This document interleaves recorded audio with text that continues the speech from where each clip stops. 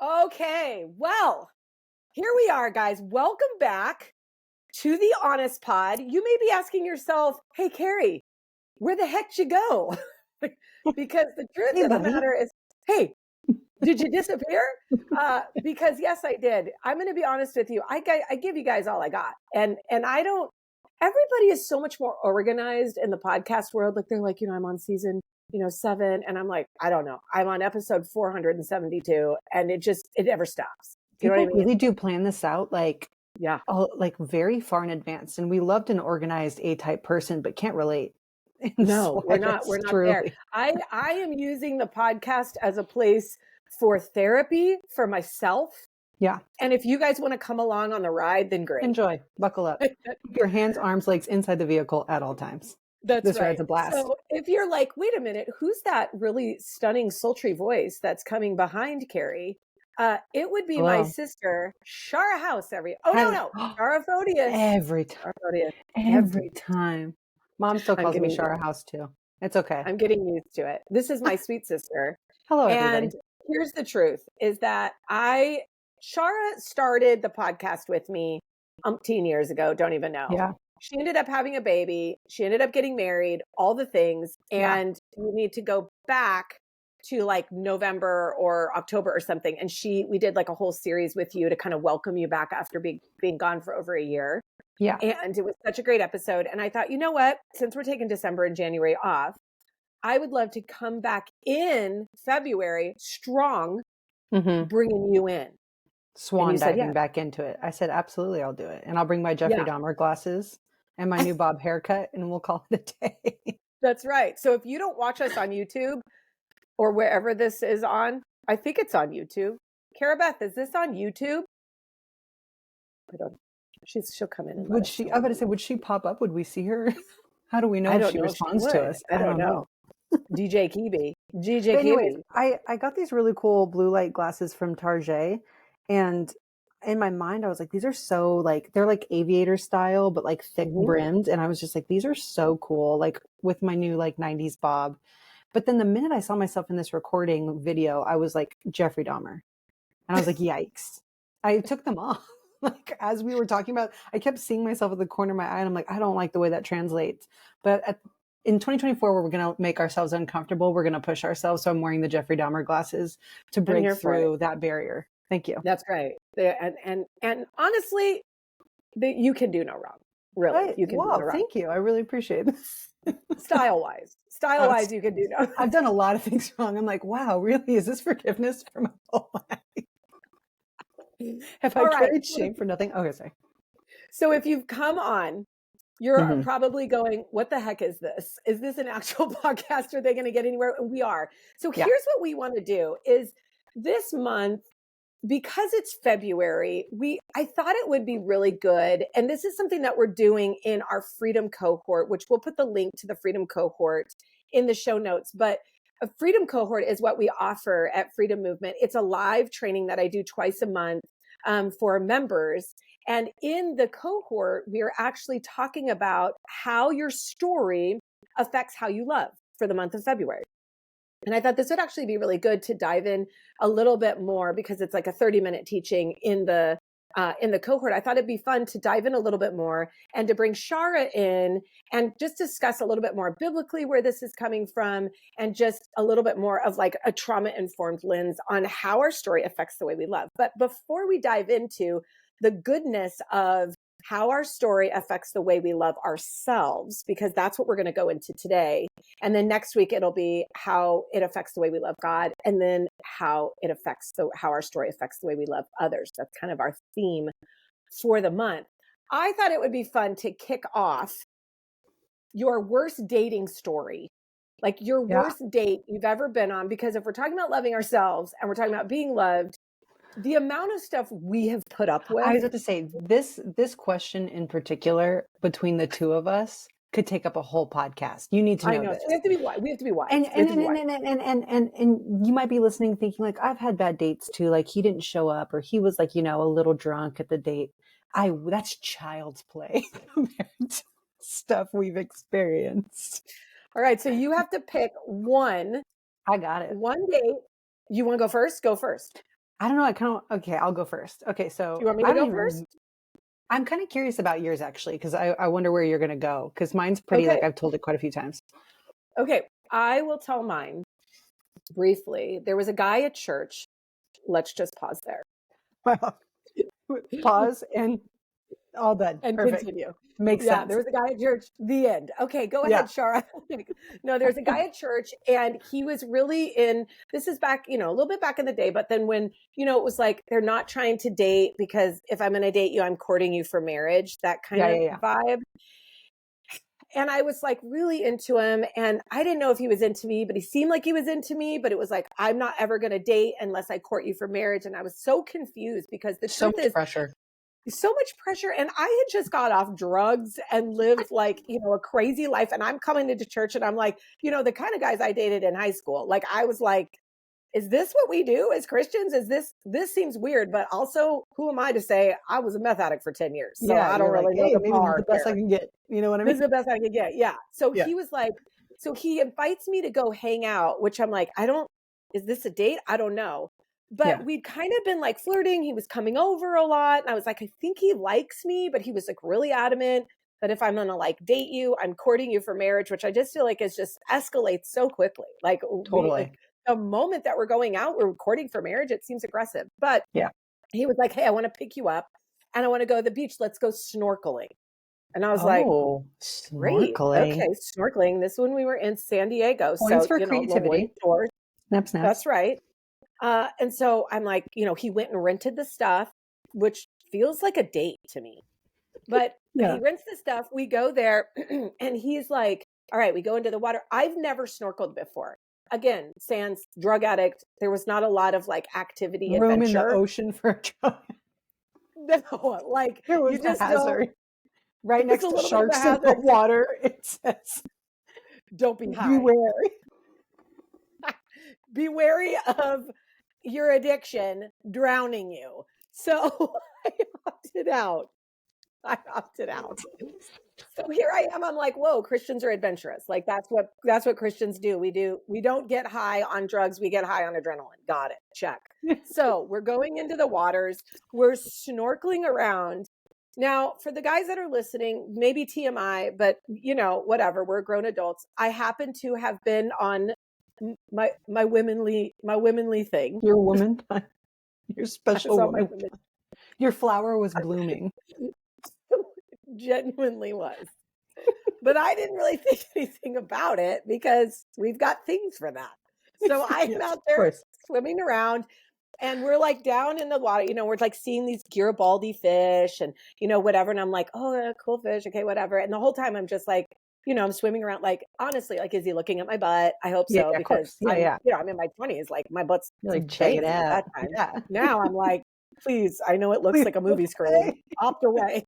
That's me too. I know you could do a full drive-in movie on this situation right now. But 9 cover-ups at the beach, like true, being a turtleneck.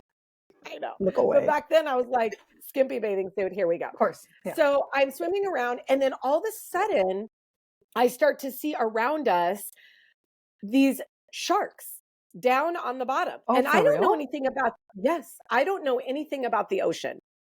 And so I'm like seeing these like they look like tigers, but sharks. I'm like, okay, tigers. And, they're called a beautiful sharks. mane. I know.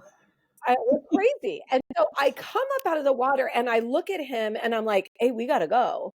And he's like, oh, no, it's fine. Meanwhile, in the back of my head, I'm like, I'm blossoming. That's why they're here. Well, not even just that, like technically the way it's set up with the string and everything, it's like you're the bait on a line. You know what I mean? Like, if you take that to the next level, like this is 10 out of 10 bad. This is bad.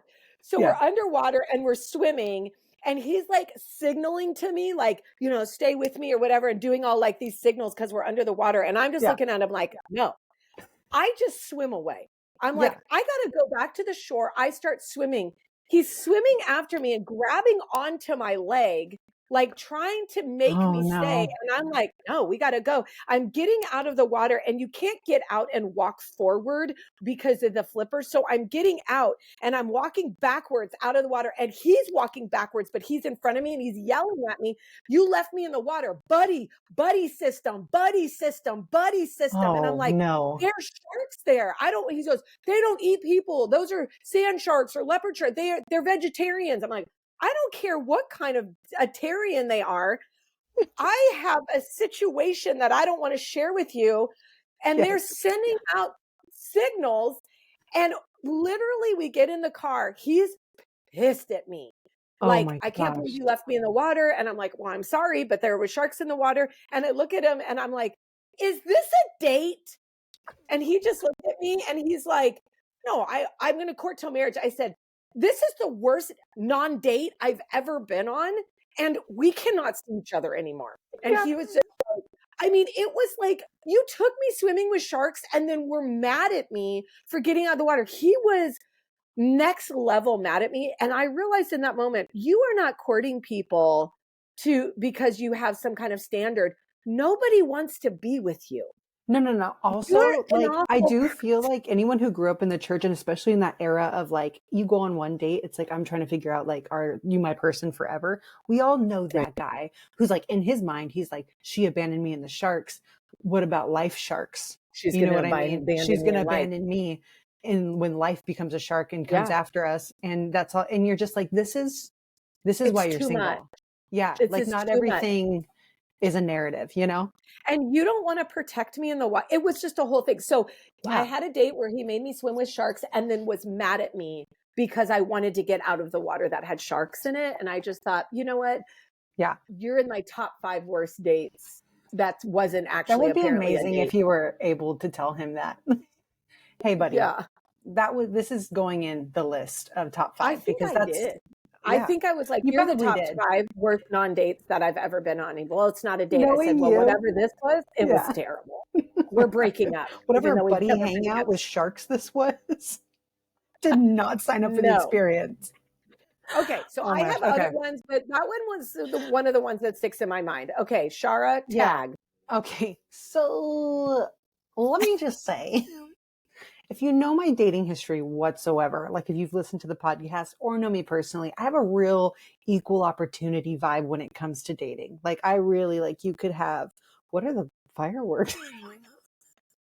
They like that. She's talking.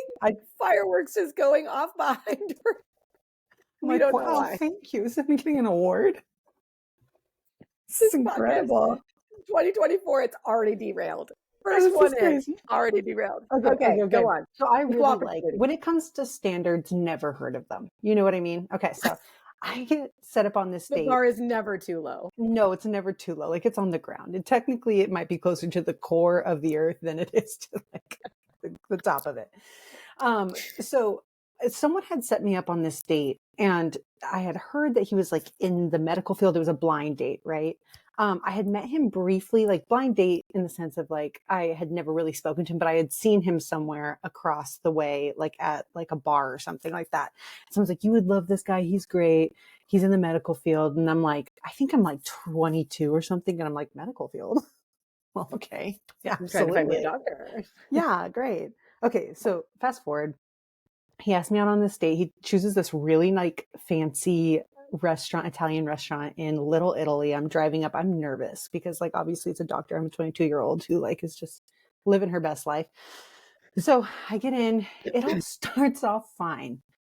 And somewhere like probably like 20 minutes into the conversation, this guy starts getting really into talking about how like, well, I don't think we are who we think we are as people. And I'm like, well, what do you mean? And he's like, I think the majority of the earth is robots. And I think all of the government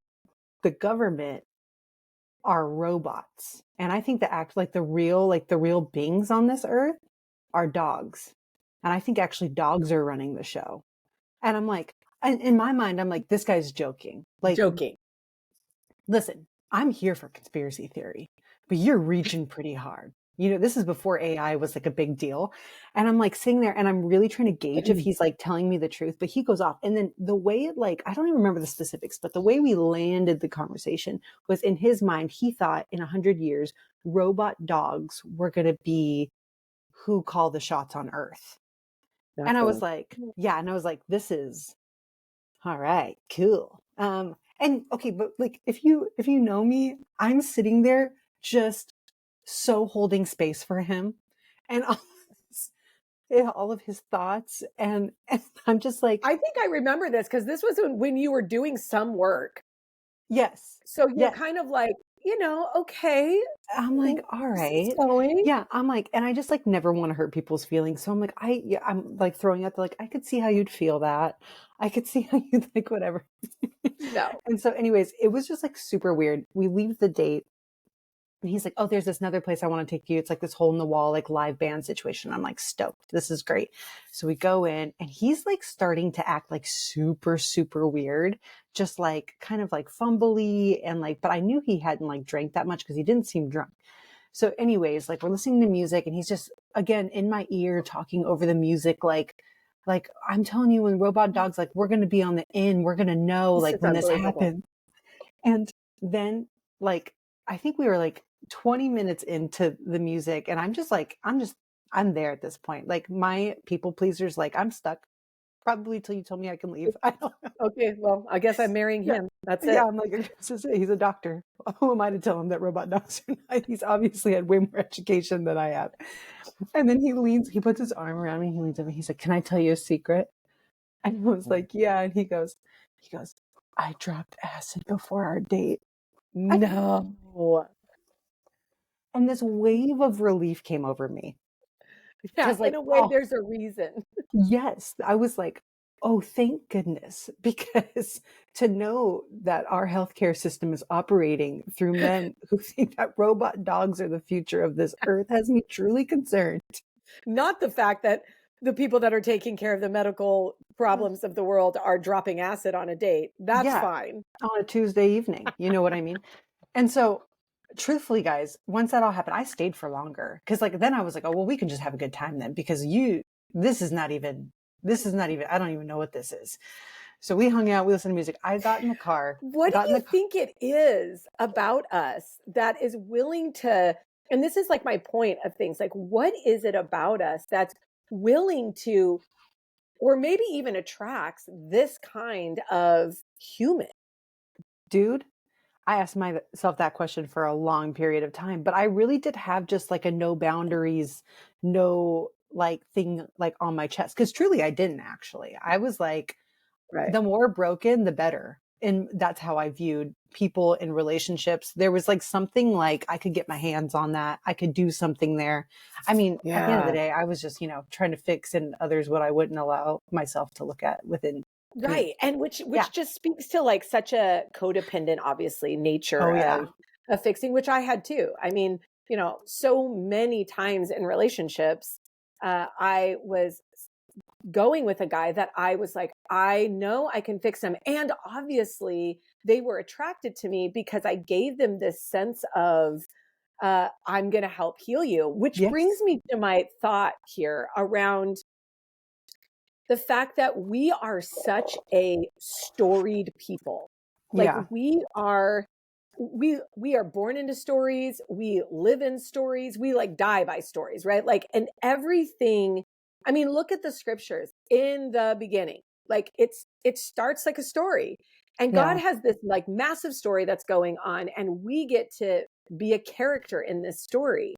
Yeah. But the problem that I've seen is there's been so much shaping by the world that we've lived in, the stories that we've endured, the heartache, the joy, the religious context, whatever it is, that has shaped so much of what we believe about ourselves, that the scary part is it puts us into positions where potentially you're marrying Dr. Robot Dog and having children and then carrying on, this like perpetual broken story. And so what I want to talk about today, because, you all have those stories, but the question is not so much the bad date. The question is why, like my mind goes to, why did you even go to the band when you know Oh, this yeah. is so crazy? And even for me, I was so mad at that guy, but I didn't tell you the rest of the story because then I ended up taking a road trip with him up to the Bay Area from San Diego.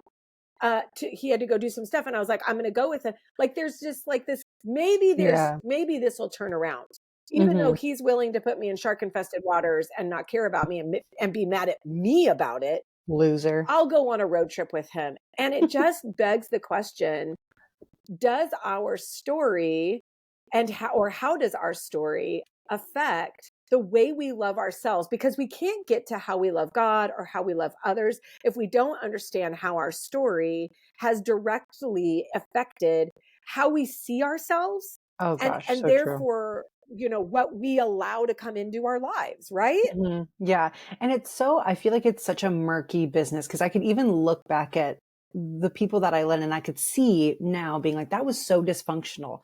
But it's a lot harder to be like, but what part of my dysfunction was like, that is totally acceptable. And there's actually some part of me that is looking for this because of how I love myself, or truthfully, how I don't love Repeat that myself. again. Repeat that again. Oh, I was just saying Repeat that that again because it cut out. And it's just interesting, and it feels a little bit muddier to like look back and try to find the specifics of like what was it in my story that let me get to the point where I was like, this is actually what I'm looking for. Because it really was. Because at the end of the day, it wasn't, I don't feel like it was just like being presented to me and me being like, oh, this will work. I do think there was something in me that was actually searching for this specific type of love, or because of how I viewed myself or didn't love myself the way I should be loved or anything like that. But it's even hard to like try to navigate that now when I look back, like, like, how did I like, go why did I seeking even this let it out? continue on? Like, Yeah, we're at dinner and now he has another option for you. And somewhere in your mind, you're like, yeah, he's talking about robot dogs, but sure, let's go to the jazz band totally. and Cause in my continue mind, on the date. I'm like, I don't want him to be rejected because I've been rejected even for like Mm, my stuff. Like, I don't want him to feel like, even in this moment of vulnerability while he's on drugs, that I'll just dip out on him like people have dipped out on me. You know what I mean? Like, mhm, there's this like, and this is with everyone. Like, I have this, like, I will put my, what is it called? Heel on the ground. I don't know. I'll dig my feet into the whatever mhm. and Yeah. just be like, because I never want people to feel abandoned, which ultimately is my story. Right. Yeah. I think of like the reason why I was like, I want to talk about this a little bit because I was thinking about the story of the woman at the well. When Jesus comes to this woman at the well and he begins to talk with her and engage with her, inviting her into the water that she can have where she's going to thirst no more. And he begins to share with her. And she's kind of caught in this story of obviously how she's been treated and how she's been loved, but ultimately how she sees herself Yeah. and how she's loved herself, which has really come to a place where I just don't feel worthy. And I think for many of us, when we are wanting to do things for the kingdom, when we are wanting to find a spouse, when we're wanting to parent well, this all stems from how we love ourselves. How do we see Hmm. ourselves, and what happened in the stories that shaped us that made us believe that somehow this guy is going to turn around, or maybe this is all that I can get, or why even try because I'm already such a failure. And as Jesus is engaging her, he's engaging the stories where people have hurt her so that he can Yeah. begin to rename, really who she is and what her identity is. And I'm just Hmm. like, man, how do we begin to do that or in our own lives? And even for you, Shara, and I could speak to mine too, but how did you begin to go, wait a minute, the bar has to raise for who I love, but ultimately it had to raise by loving and attending to you first. Hmm. What was that kind of like for you? Was there a wake up call? Was there like a moment of like, I can't keep doing this? Because usually our outside, the Oh, things that you we do on the cut outside, out. who we're dating, the kind of friendships that we're Okay. in, the kind of jobs that we're in, whatever, they all kind of start dictating this moment where we go, this isn't the life that I want to live. Therefore, I need to pause and look and go, there needs to be a redirection of my heart. Hmm. And so that I can start making better choices out of a heart of flesh rather than a heart of stone. Do you Yeah. know when that kind of began to happen? No. So I think that for me, it was never this realization of like, okay, I need to start like picking better. I need to start doing better. Like I'm aware that this is an Mhm. issue and I need to address it. I think it was actually more so I finally broke, where I put Mm. myself in a relationship that was so unhealthy, that was so like everything that I didn't need in my life, and Mhm. was just like a bomb going off from the beginning. And that broke me, like Mm. completely broke me. And I knew from that point on that something had to change. I didn't necessarily think it was like, I need to choose better. I need to be better for myself. I just knew something needed to change in my life because I could never go back to being in that place again. And so that led into me doing work on myself. And I felt like the more that I kept like chipping away at that and understanding like my history and my own story without even the intention of it, things started to click, if that Mm. makes sense. I Yeah, think no, it it was makes just total like, sense. And it makes me think of like how, some people will go, you just need to love yourself, or, you just need to love God and don't worry about yourself. And I think they just go hand in hand. And I do think that there's some places where you pause and you take a look at your life and you go, how did I get here? yeah, Like, yeah, why did I think that the way you're treating me, or the striving that I'm doing to try to build this business, or the way I'm pouring myself into my kids in a way that's just so unhealthy. Like, how did I get here? And yeah, when did this become okay? yeah, When did this become okay? Which comes down to how you see yourself and what you think that you absolutely. deserve. Like, this is all I deserve. And then it becomes a justification of the way you're being treated, because it's like, well, this must be all I deserve. And even in a way, it's like, well, I don't even know that it's bad. Yeah. Well, I think that everyone hears that like who you surround yourself with is a direct reflection of who you are, or the things you allow in You your life are a believe, direct right, right. reflection. And I feel like that gets thrown around a lot. But I think like the intricacies of what that actually means is so, so real. Mm, Because of our story and like how young we were when so many of these beliefs were formed, we right. are unconsciously making decisions that are creating a story that has felt familiar to us since childhood. And that is Yes. in how we love others and in our romantic relationships. We are repeating a cycle that we as children decided this is the black and this is the white. Like this is how things have to be in order for me to operate out of like familiarity. Yeah. And Hmm. safety. Hmm. Right. It's like I was just crazy. go ahead. What? It's just No, I was crazy. just saying Yeah. it's so crazy. Yeah. It is so crazy. And, I was thinking through, when the scripture talks about like out of your heart is kind of what you do, is what you speak, is what you say. And Mhm. there's many scriptures around that, from, Proverbs 4, or even in Luke chapter 6, where it talks about from where our heart believes, our mouth speaks, or our actions do.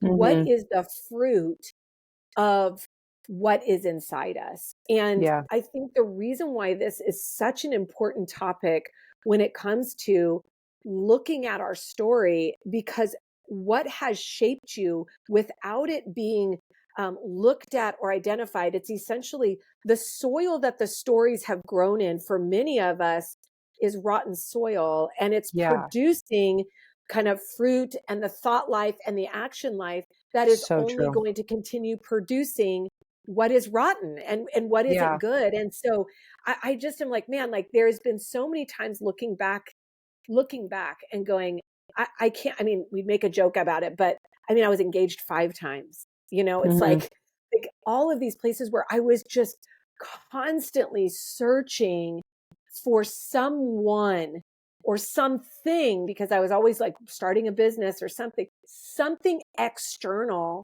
to come in and help me love what was broken internally. And Totally. it was Like just, prop and it up. yeah, Yeah. help, let it be a salve, let it be something. And I mean, obviously looking back, I don't have words. I didn't have words to that, Yeah. but I always knew in the depths of my heart, it's not supposed to be this way. Like, let me ask you a question. We don't need to name names, but in the particular relationship that you were in, that was really toxic and long and hard. Mm-hmm. Was there ever a time in the depths of you, when the lights are out and no one's around, that you were like, something's off here? Oh God, yeah. But that's all I had ever known, is that feeling, like it, and it felt like this is the best that I was going to get. Like, out of Yeah. all the things and all of the relationships I had been in, I'm like, this one is the best so far. So this must be it, because I had been in such dysfunctional places, but I always knew in my heart and in my soul, I'm like, all right, like, I guess this is it. Like, I guess this is all I get, because like, it's been the best yet, but like, we don't have the capacity of knowing. I didn't have the capacity of knowing that it could be so much more, because I had never experienced that, because I had never been in relationships or loved myself enough to even let myself experience that alone, like Mm. within loving myself. I And always gave here's the myself the bare minimum. Yeah, and here's what I want to make, and I want you guys to listen to this. We don't have the capacity as little people to have the mind that's like, I'm going to love myself. The way that we love ourselves, and really love, is to respect ourselves, respect our boundaries, be treated with goodness, know that, I don't need to prove myself or build this to feel worth, or to, be in a relationship to feel alive. Like, we actually learn that through how we were treated, and what we began as narratives about who we are. So if Mm-hmm. love was really chaotic or sparse or judgmental or manipulative or humiliating, whatever it was, as little people, we began to go, well, that is who I am, and that's the bar for how I am to be loved. Yeah. And so when we look at going, well, why can't we just love ourselves? But like, why? Like, there were some good moments, and, there were some hard moments. Why would I be in toxic, abusive relationships? Or why would I be looking so much to performance to heal, to make me feel worthy? Or Mm-hmm. why would I, look to academics to try to feel smarter, to feel like, where is that coming from? And that's why we say here, or what the conversation I want to have is that our shaped stories, are dictating so much of what we believe about ourselves, Yeah. because that's what we've been taught. That's what we've seen. Yeah. And so here you go from this toxic relationship into healthy relationships. What were you going to say? And then I'll ask you this question. Well, no, I was just kind of, that's something that I think that you've done such a good job over the last, I don't even, like 10 years, is you always had this, like, this knowing of, like, there's something in your past that is leading you to, like, search out these relationships. And I remember being like, I don't think so. Cause I would never willingly be like, oh, I want to get really hurt. You know what I mean? And Right. that's why I feel like it's so it's like, you don't even realize it's happening, because your body's just like, well, this is what we've done. We look for this type of person and we do this. And like, this, what usually should be a red flag, is a green flag to us. But why is it green when it very evidently is red? Like, there's an issue here, but it's almost like you don't know it's happening when it's happening, until you start to realize and go back into the early days of your story.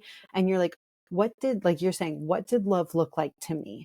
How did I experience love? Not idealizing it, not being like, oh, I think love looked like this for me, but really tangibly write it down. Like, what Right. did love look like in your home? And are there any correlations to your relationships, both romantic and, just friendships, that are reflecting that childhood? Did you need something that you didn't have? Like, is that now playing out with your partner, where you're feeling that same need that's not being delivered? It's just like, it's so connected. It's wild. It's so wild. It is wild. Yeah. And I mean, and we're talking things that have been shaped, neurologically. Like, Yeah. you have neurons in your brain that are telling you this is north, and you're actually going south. And Yeah. you're like, no, I am fully going north. This is like what it is. This is how it should be. But there is something, and this is, Holy Spirit and how our bodies are wired. there is something telling you deep within you, this isn't the way. Like something's off. And it isn't until we pause and create a deeper reflection that says, okay, I need to take some inventory here. Just like you said, what happened to me? Or how was love? How did I receive love that began to dictate how I feel loved? Like, and how I see myself. And, do you see yourself as, confident and independent? If not, why? Where'd that come from? If you see, like, if you have the narrative, like, I can't show up and talk and give my opinion because I'm going to be embarrassed. Well, why? Like, I'm never going to be able to find love because I'm well, why? Like it's follow the trail, because it's like, oh, I can't show up for this. Why? Oh, well, I'm not confident. Okay, why are you not confident? Like, it's like that annoying child that's like, why? If you follow the whys, it will land you at a very sensitive root of something that you have experienced or been told that is shaping every decision of your life. Yeah. And it's moving past, follow the why, and follow the why past the shame. Because I think that's where we get stuck a lot, is we go, why? Well, I'm a bad person. Yeah. So that's why. But I want to encourage you, and hear this clearly. I want to encourage you, those that are listening, is to follow the why, but follow the why past the shame, past the thing that says, I'm bad, I'm stupid, I'm no good, I'm unworthy, whatever that is. If you can just gumption, like get some strength and some courage and press past, well, why do I think that? And if God says that I am a child of God, he says that he made me in goodness, he says I'm righteous and I'm holy, he says all these things, I'm having a hard time believing them, that's okay. But why don't I believe them? Why am I so committed? And I know many of you will go, well, because look at all the bad things that I did. Look at all that, I got myself in this situation. I started dating the bad guy. I took that job that I should have never took. Like, I shouldn't have been wearing that outfit, and then it wouldn't have happened. These kinds of places we've turned on ourselves in shame and contempt towards ourselves. But if you really want to understand, there's a root. The Bible says in James, and this is my whole point. The Bible says in James that we are dragged away. It's James chapter 1. I think it's verse 13 or so. It says we're dragged away and then enticed by our own desires. Those desires give birth to sin, and sin gives birth to death. But what we need to understand is that what the enemy does is he drags us away by enticing us in places when we're young, he's an opportunist, where there's been a moment where you needed care, or you needed love, or you needed attention, and you didn't receive it when you needed it. And he swooped in like an opportunist and began to exploit that moment with a whisper. See, you're not worthy of that. Like, if you just were a better daughter, your dad would have stayed. If you just would have said the right thing, or got him his shoes when he asked you to, he wouldn't have left. Like he would have hugged you more if you weren't so needy. Whatever it is, he swoops in and begins to whisper these words, and over time builds against you to make you, hear me clearly, turn on yourself. And when you can turn on yourself, then you will do things out of twisted desire. So he takes what is good, a desire. I want to be loved by my father. I want my father to love me and hold me. Well, I have a crappy father, and so my father doesn't show me love. So the enemy takes that opportunity, can't create anything. He just is an opportunist.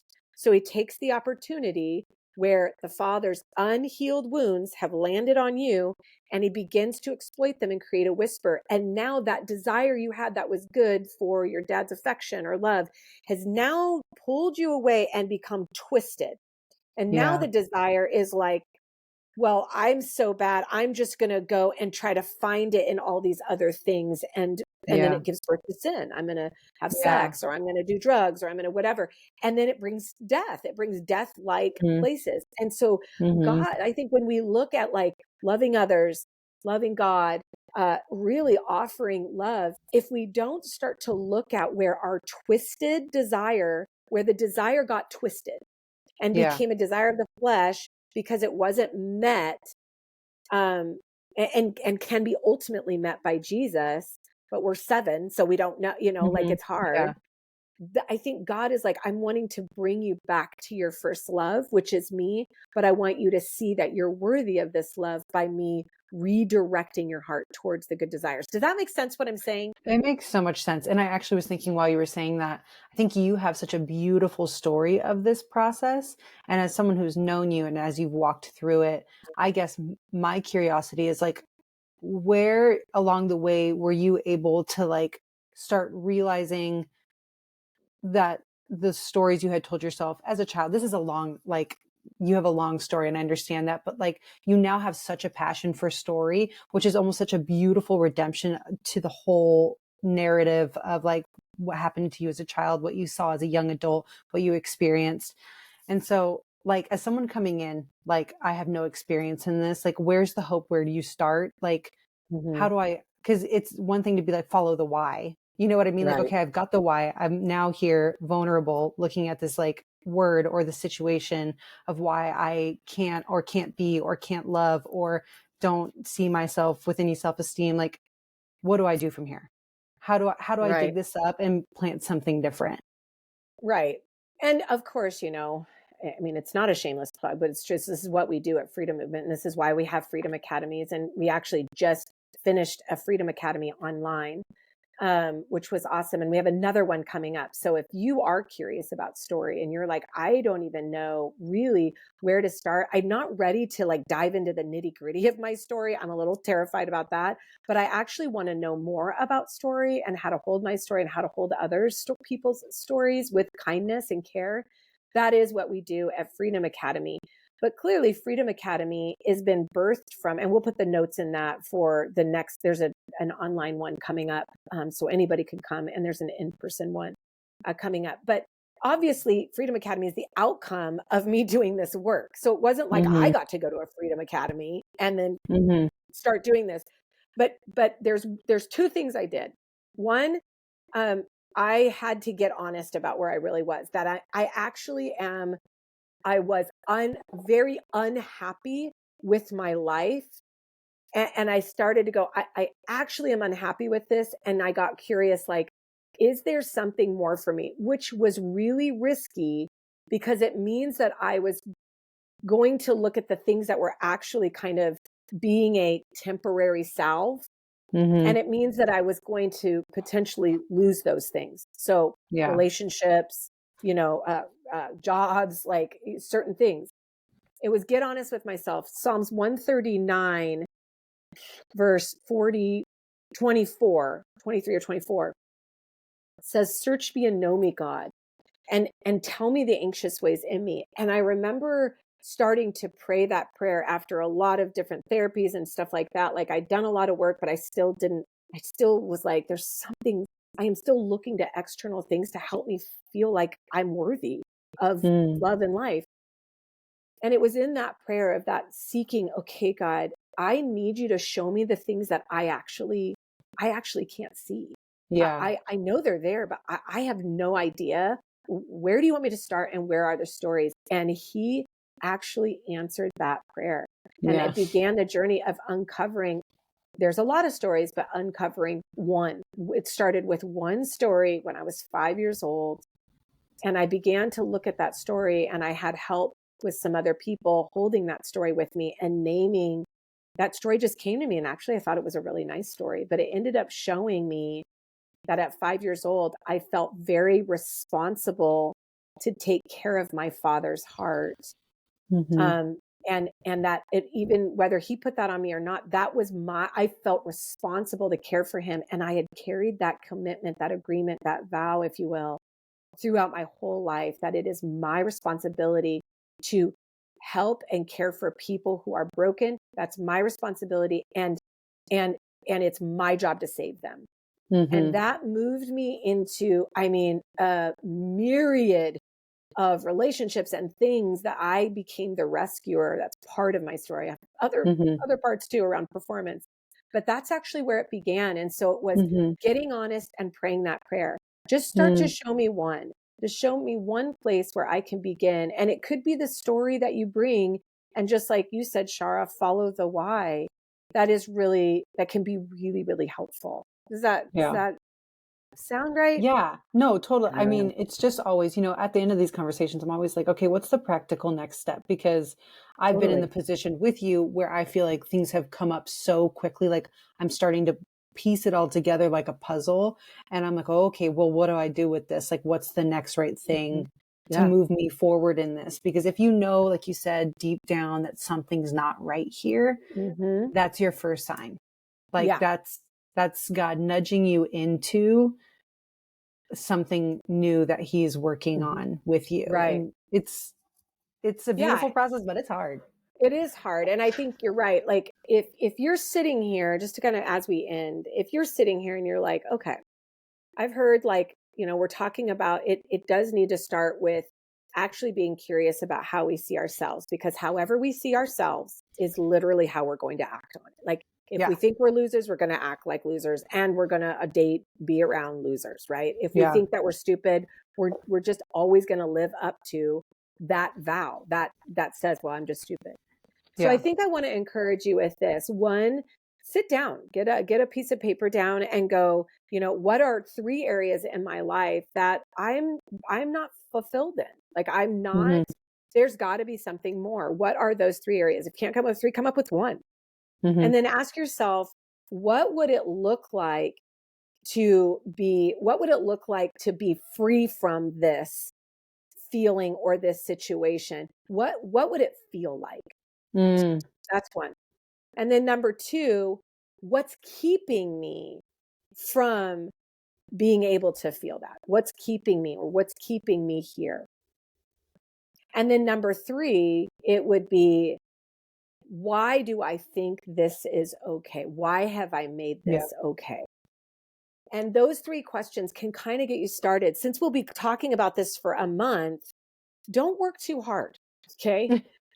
Let's just start with curiosity right now and going, Yeah. okay, like this is making me think about some things. I know everyone talks about identity and all that stuff, but we can't really change the way we think about ourselves if we don't start getting curious about how we think about ourselves. Like Yeah. we Yeah. want a 3-step program to fix our identity, but our identity doesn't fix by us just going and trying to fix it. It Yeah. No. fixes and it heals when we bring the stories that have shaped us, the heartache that we've endured, when we bring that before the Lord and he begins to slowly tend and reveal so he can heal. Come on, somebody. Yep. Yep.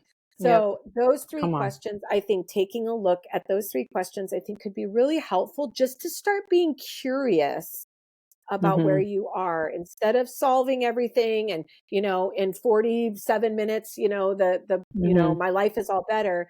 What would this look like to be a conversation that you're having with me and Shara, to where you're getting curious, and this is step 1, Yeah. and to be curious about that, so that when we go into the next place, which is going to be, well, what does it look like how does our story affect the way that we love God? Because some of this is, I'm having a hard time loving myself, but if I need God's help in it, God feels really distant Yeah. because of how I view myself and Hmm. how I view, what's happened in my story about how I think about God. And so it's a larger conversation. But we begin here. We have to start with Yeah. us first. Yeah. Knock and the door opens. Seek So and you fundamental. find. You've Hmm. got to start here with where you really are, so that we can build upon that, inviting God into that, and ultimately others. So that's Yeah. what we have for today. So good. I'm so So glad good. you're here. So great I'm talking glad to about be all this back. stuff. I know it's so fun. So stick with us, guys. Stick with me and Shara as we dive into the month of love. Hmm. If you are wanting some teaching that's live and you want to really enjoy kind of hanging out with me a little bit more, join us at Freedom Cohort. It's $43 a month. And you can get some live teaching on this by me, and we bring in some other speakers. You can enjoy that with us once a month. We're going to be going through a whole series this year around how story affects the different parts of our life. And for February, it'll be how it affects the way we love. So we would love to have you be a part of that. You can check that out in the show notes and go take a look at that. And as always, we just ask that you would be honest with where you are, so that you can love from a place of honesty, because it is in the honesty that we begin to heal. So we love you guys. We'll see you next week. Love you.